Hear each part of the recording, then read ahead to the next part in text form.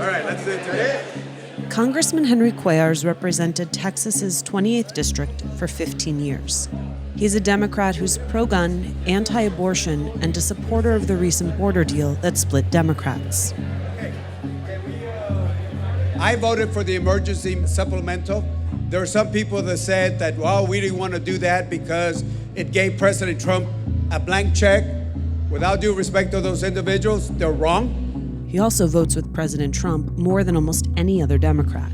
It's an unorthodox record for a Dem in a solidly blue district, but one he's quick to defend. My job as a congressman, as opposed to some people, is not to go to Washington and make political statements. I want to be productive. I want to make sure that I can produce for my district. You work hard and you're going to create real results for the district. I'm a Democrat, but I'm not going to put party before. But why are you a Democrat? Education, healthcare, the philosophy of the Democratic Party is what fits me.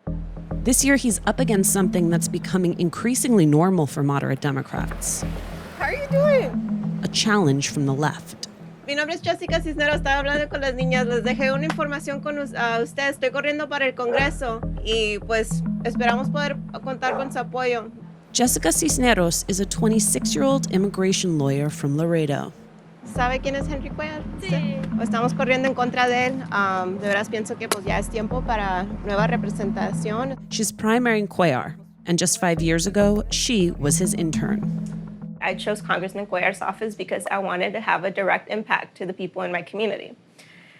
But once I got there, I noticed the silence on so many issues. They called you Congresswoman Jess, right? Yes, they did. That was a staffer that actually happened one time in front of the congressman. I don't remember exactly what he said, but it was something along the lines of like, start in the Texas House of Representatives, like start lower, like don't aim that high.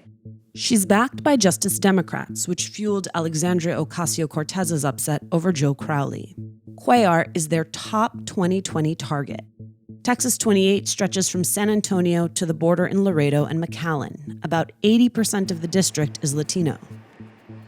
Cisneros' policy positions, Medicare for all, a $15 minimum wage, and a Green New Deal, are a departure from Cuellar's.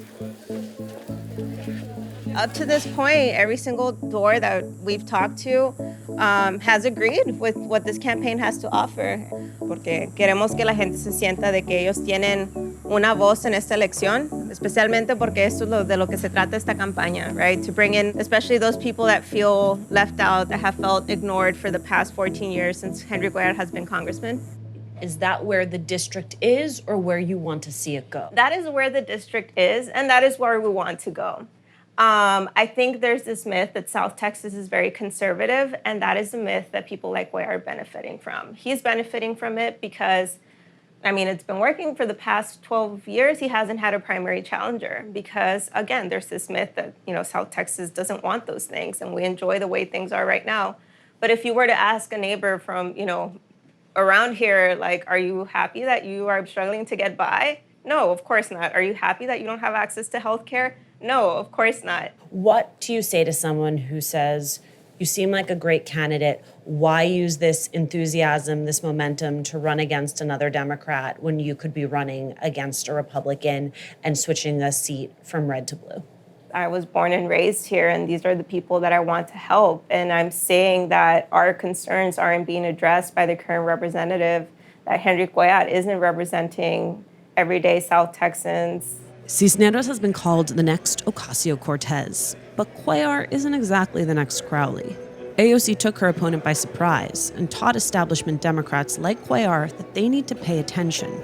Plus, he has more than $3 million to spend.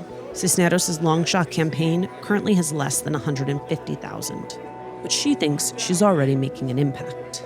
He recently voted with the Democrats on the $15 livable wage. Henry Cuellar was not doing that before he was primaried.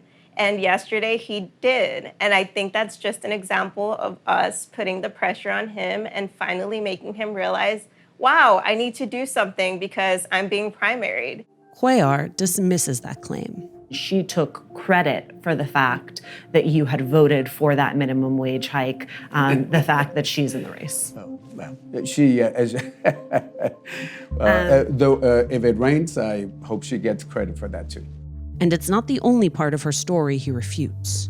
She tells a story about how she was called Congresswoman Jess while she was interning in the office, and that one day you heard her called. And before you even finish that is not true. Okay. I mean, that is absolutely not true. And I'm just very surprised that she would make those type of attacks. I'm not going to say anything negative. All I want to do is say, this is my record, and we'll talk about her platform, because she doesn't have a record. Her platform completely is against the district, and we will highlight that. Whether or not that's true is hard to know. The district is notoriously difficult to poll, so Cisneros has until the March primary to prove him wrong.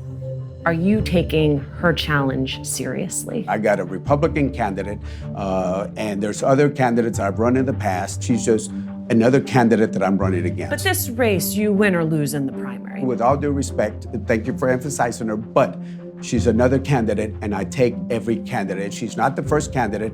I've defeated other candidates in the past. We take every candidate seriously.